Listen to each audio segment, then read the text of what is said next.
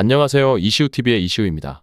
해당 분석은 초안 분석이며 최종 분석과 픽은 하단 댓글에 있는 링크로 문의 주시면 방입장 도와드리도록 하겠습니다. 방입장은 무료로 진행되며 절대 금전적인 요구를 일체하지 않습니다. 이번 분석은 승부식 2회차 해외 축구 2경기 분석 진행해 보겠습니다. 토트넘은 최근 울버햄튼과의 경기에서 2대2로 비기며 수비적인 취약점을 드러내며 아쉬운 경기 결과를 남겼습니다.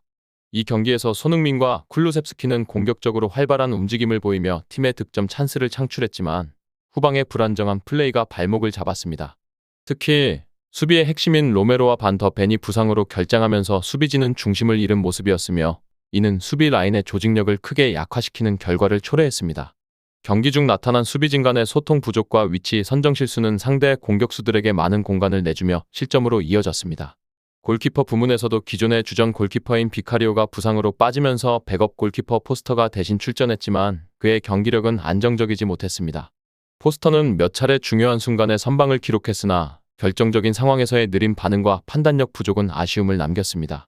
결과적으로 수비진과 골키퍼의 공백은 팀 전체의 안정감을 크게 저하시켰으며 이는 뉴캐슬과 같은 공격력이 강한 팀을 상대할 때 큰 약점으로 작용할 가능성이 있습니다. 반면 뉴캐슬은 최근 맨체스터 유나이티드를 상대로 2대0 승리를 거두며 리그에서의 무서운 상승세를 이어가고 있습니다. 이 경기를 포함해 뉴캐슬은 최근 5경기에서 모두 승리하며 팀 전체가 높은 자신감을 유지하고 있습니다. 공격에서는 이삭과 조엘린톤이 훌륭한 호흡을 선보이며 뉴캐슬의 전방을 이끌고 있습니다. 이들의 유기적인 플레이는 상대 수비진을 흔드는데 매우 효과적이며 뉴캐슬이 공격적으로 상대를 압도하는 데 중요한 역할을 하고 있습니다. 중원에서는 브루노 기마랑이스가 탁월한 경기 조율 능력을 발휘하며 뉴캐슬의 창의적인 공격 전개를 이끌었습니다. 그의 정교한 패스와 경기 읽는 능력은 뉴캐슬이 다양한 공격 옵션을 활용할 수 있는 기반을 제공하고 있습니다. 이러한 기마랑이스의 영향력은 뉴캐슬의 경기 운영에 있어서 필수적인 요소로 작용하고 있습니다. 수비적으로도 뉴캐슬은 단단한 모습을 유지하고 있습니다. 덴번과 리브라멘토는 수비에서 안정적인 역할을 수행하며 상대의 주요 공격 루트를 효과적으로 차단하고 있습니다. 그러나 팀의 핵심 골키퍼인 포프와 수비의 중심 역할을 해온 보트만이 부상으로 빠져있다는 점은 잠재적인 약점으로 평가될 수 있습니다. 다만 뉴캐슬은 이미 대체 자원들이 이러한 공백을 성공적으로 메우며 안정적인 경기력을 유지해왔고 이러한 흐름은 이번 경기에서도 지속될 가능성이 높습니다.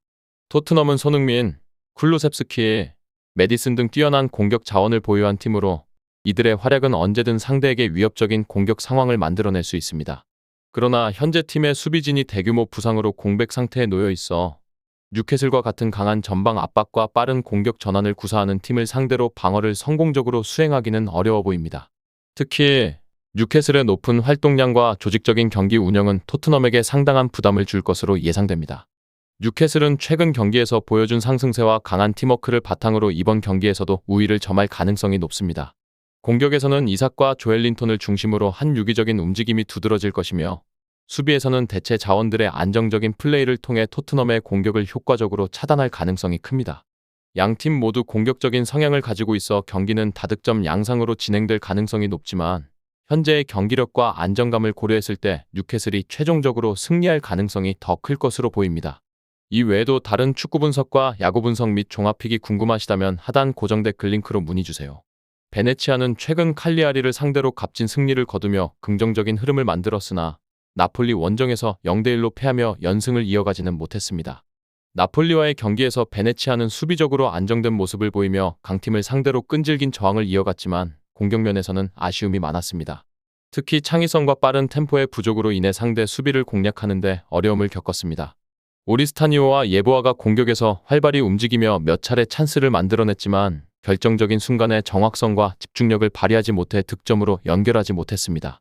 이번 경기에서 베네치아는 3-4-3 포메이션을 활용하여 중원을 장악하고 점유율을 높이며 경기를 주도하려는 전략을 펼칠 것으로 예상됩니다. 부시오와 오리스타니오가 공격 전개에서 중요한 역할을 맡아 상대 수비의 빈틈을 노릴 것으로 보입니다. 그러나 중원의 핵심인 알프레드 덩컨의 부재는 베네치아의 조직력과 경기 운영에 부정적인 영향을 미칠 가능성이 있습니다. 이를 극복하기 위해 베네치아는 수비의 안정감을 최대한 유지하며 점진적으로 공격을 전개하는 방식을 시도할 것으로 보입니다. 한편 엠폴리는 최근 제노아와의 경기에서 1대2로 패하며 3연패에 빠져 심각한 부진의 늪에서 헤어나오지 못하고 있습니다. 제노아전에서 엠폴리는 초반에는 대등한 경기를 펼쳤지만 후반으로 갈수록 수비 집중력이 급격히 약화되면서 상대에게 실점을 허용했습니다. 특히 공격진의 부진이 두드러지는데 에스포지토와 콜롬보는 결정적인 순간에서 득점을 만들어내지 못하며 팀의 골 가뭄을 해결하지 못하고 있습니다. 이번 경기에서 엠폴리는 3-4-2-1 포메이션으로 수비적인 안정감을 추구하면서 빠른 역습을 통해 득점을 노릴 것으로 보입니다.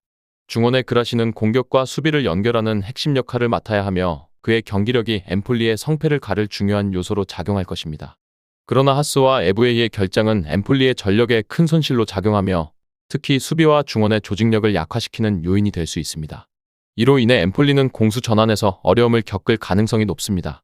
양팀 모두 최근 경기에서 득점력 부족과 수비 불안을 드러내고 있으며 전반적인 경기력에서 아쉬운 모습을 보이고 있습니다. 하지만 베네치아는 홈 경기에서 상대적으로 더 강한 모습을 보여왔으며 수비적인 안정감에서 엠폴리보다 나은 평가를 받을 만합니다. 특히 엠폴리는 후반부로 갈수록 집중력이 약화되는 경향을 보여왔으며 이는 베네치아가 경기 후반에 승부를 가를 가능성을 높이는 요소로 작용할 것입니다. 종합적으로 볼 때 베네치아는 홈의 이점을 살려 초반부터 주도권을 잡고 경기를 풀어가려 할 것으로 보입니다. 안정적인 수비와 중원의 활동량을 바탕으로 공격의 효율성을 높이는 것이 중요할 것입니다.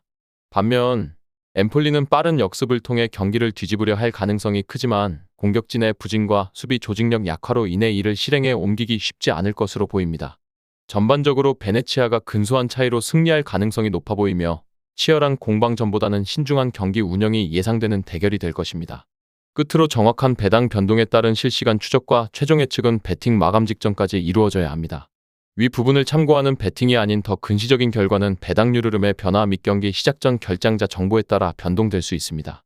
함께 배팅으로 더 효율적인 승률을 만들고자 만들어낸 채널입니다. 모든 경기를 영상에 담아내기엔 한계가 있습니다. 이외 다른 경기들의 정보와 결과 예측 및 더 많은 도움이 필요하시다면 분석방으로 언제든지 연락주세요. 최선을 다해 보이겠습니다.